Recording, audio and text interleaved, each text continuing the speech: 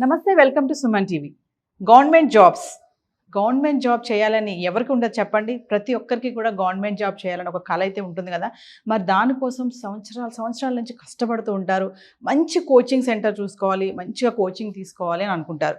సరే, ఇది ఇక్కడ వరకు బాగానే ఉంది. మరి కోచింగ్ తీసుకోవాలంటే బడ్జెట్ కూడా ఉండాలి కదా. చాలామందికి గవర్నమెంట్ జాబ్ చేయాలన్న కల ఉంటుంది, కానీ కోచింగ్ తీసుకునే స్తోమత ఉండదు.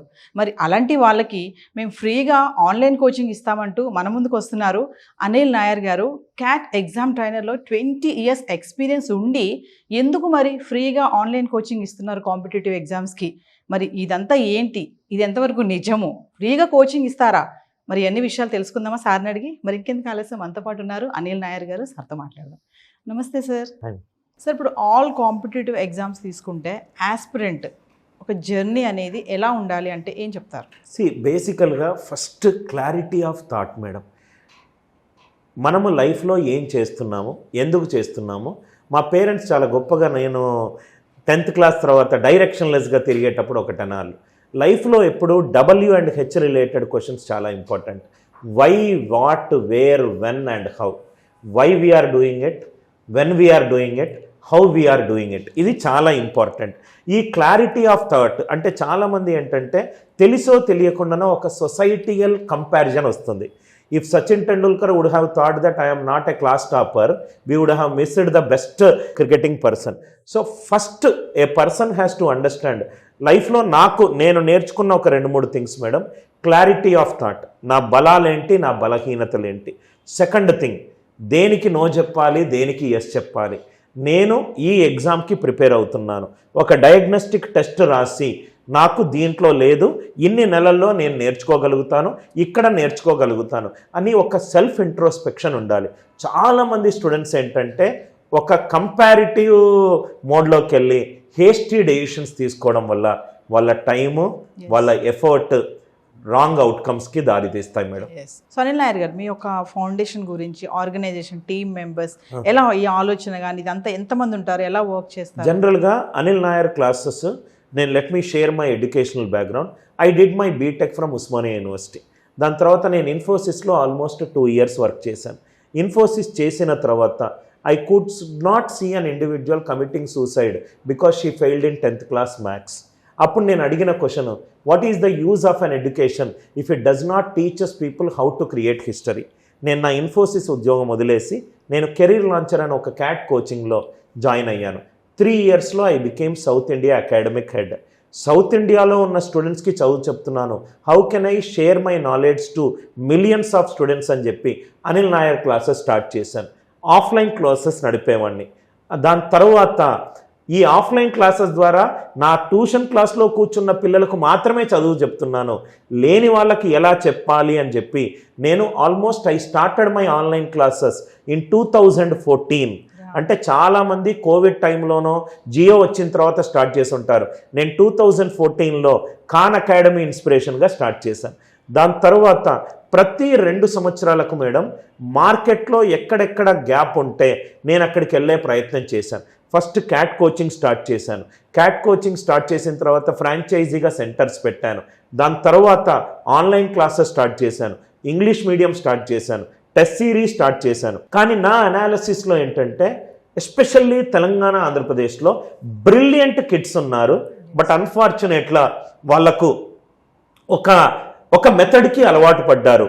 ఒక cat exam teacher, probably I'm the only teacher అనుకుంటా తెలుగు రాష్ట్రాల్లో క్యాట్ ఎగ్జామ్ ట్రైన్ చేస్తూ తెలుగులో చెప్పే ఏకైక టీచర్ నేను.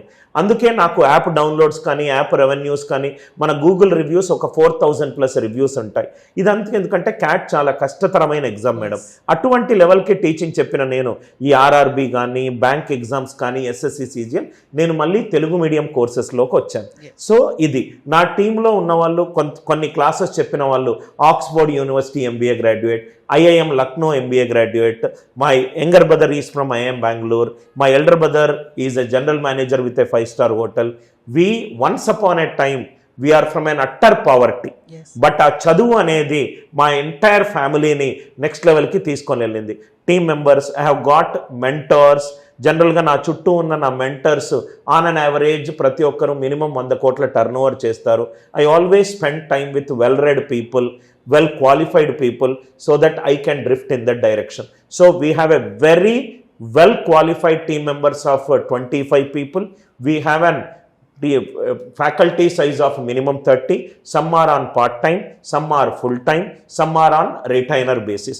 Andaru kuda general ga Anil Nair classes lo oka team member general ga రెండు things madam, well qualified, well read. Anil Nair గారు, మరి ఒక క్వశ్చన్ అడుగుతాను మిమ్మల్ని. ఇది స్టార్ట్ చేశాక మీకు ఏమైనా సమస్యలు ఏమైనా ఎదురయ్యాయా? ఎస్ మేడం, సమస్యలు ప్రతిరోజు ఉంటాయి.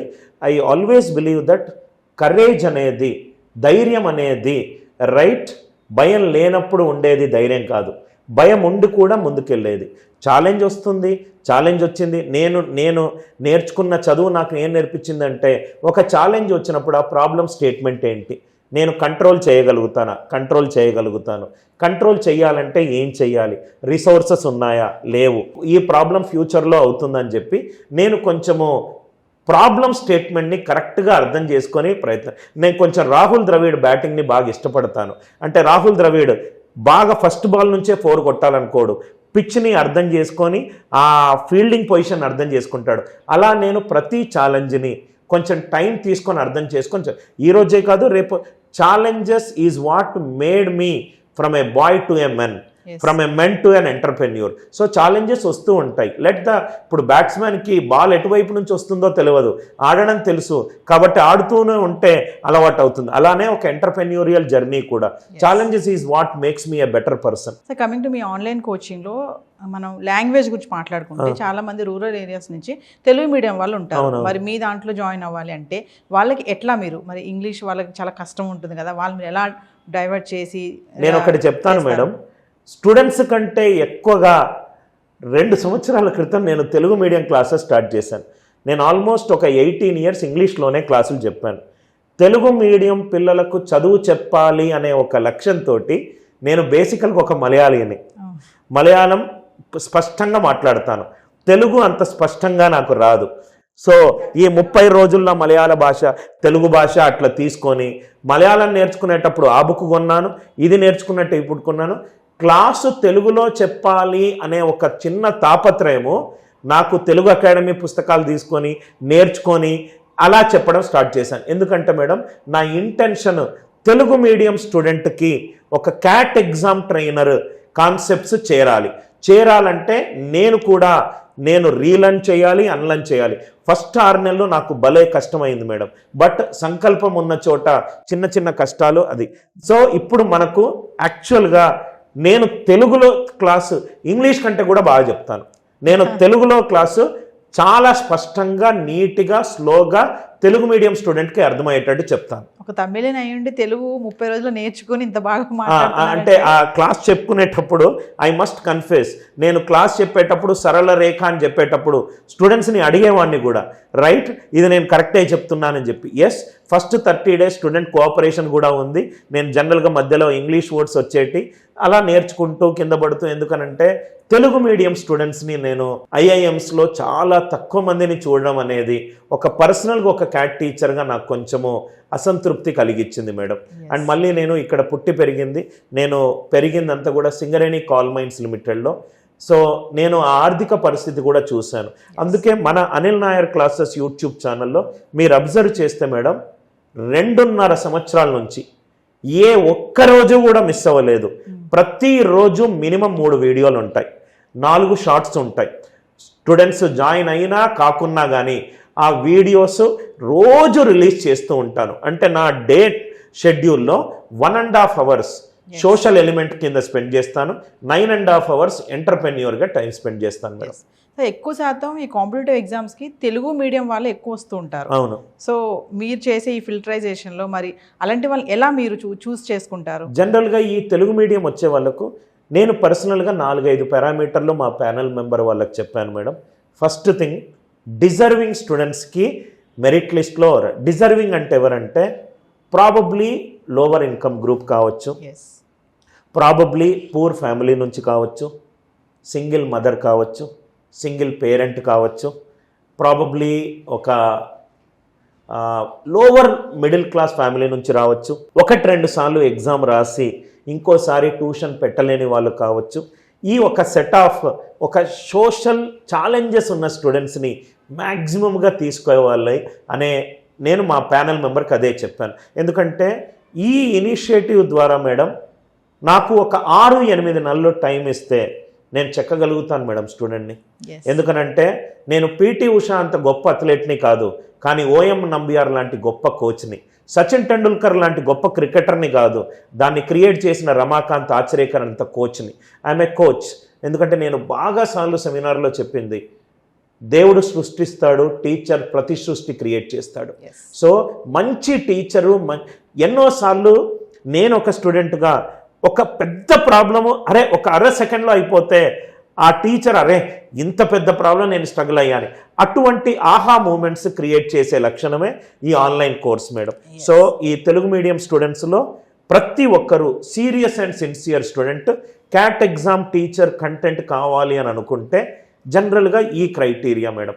Lower income group, single parent ఉన్నవాళ్ళు, కొంచెము రిపీటెడ్గా అటెంప్ట్స్ చేసి కొంచెము గివప్ అయిన వాళ్ళు, Tier 2, Tier 3 సిటీస్లో ఉన్నవాళ్ళు, and last but not least differently abled people. ఇది ఒక social intent based service madam. So Anil Nair గారి మోటో ఏంటి అంటే, so if you ask me madam, probably I am 42 right now. Probably in another few years, I wish to see at least 1 out of 5 children suffer from mathematics as their area of improvement. స్కూల్స్లో చూస్తూ ఉంటాము, foundation ఈ competitive examination అనేది అన్నీ కూడా school level సబ్జెక్ట్సే madam. Maths అయినా, English అయినా, reasoning అయినా, ఆ స్కూల్ లెవెల్ మ్యాథమెటిక్స్ స్ట్రాంగ్గా లేదు కాబట్టి ఒక వే ఆఫ్ లెర్నింగ్ అలవాటు పడ్డారు కాబట్టి ఈ కాంపిటేటివ్ ఎగ్జామ్ అనేది ఆ way of solving problems different from school level solving. So probably Anil Nair in future intent to start a school, intent to make a lot of competitive exam aspirants clear the exams in first attempt. So ఈ రెండు బేసికల్గా నా goals madam. మీరు నన్ను ప్రొఫెషనల్గా అడిగితే I probably want ANC to be there in the top 3 companies right in the next probably 2 to 3 years in maths related products. మేము అన్నీ చెయ్యం మేడం, కొన్నే చేస్తాము, కానీ కొన్ని అద్భుతంగా చేస్తాము. మేము కొన్ని దాంట్లో స్పెషలిస్ట్, మేము దానికే మా పొజిషనింగ్ ఉంటుంది మేడం. సో ఫైనల్గా ఆన్లైన్ క్లాసెస్ ప్రొసీజర్ ఒకసారి. ఆన్లైన్ క్లాసెస్ జనరల్గా ఎవరైనా Anil Nair classes online classes తీసుకోవాలనుకుంటే మొట్టమొదటగా అనిల్ నాయర్ క్లాసెస్ అని గూగుల్లో టైప్ చేయండి. యూట్యూబ్లో ఒక 2.5 లక్షల సబ్స్క్రైబర్లు ఉన్నారు. ఒక 1-2 గంటలు కొన్ని వీడియోలు, మీకు వీక్గా ఉన్న వీడియోలను మీరు చూడండి, ఆ స్టైల్ ఆఫ్ టీచింగ్ చూడండి, ఆ కాన్సెప్ట్ సాల్వింగ్ చూడండి. నచ్చితే కనుక గూగుల్ ప్లే స్టోర్కి వెళ్ళండి, Anil Nair classes app download చేసుకోండి. అక్కడ పలు రకాల ప్రోడక్ట్స్ మీకు కనబడతాయి.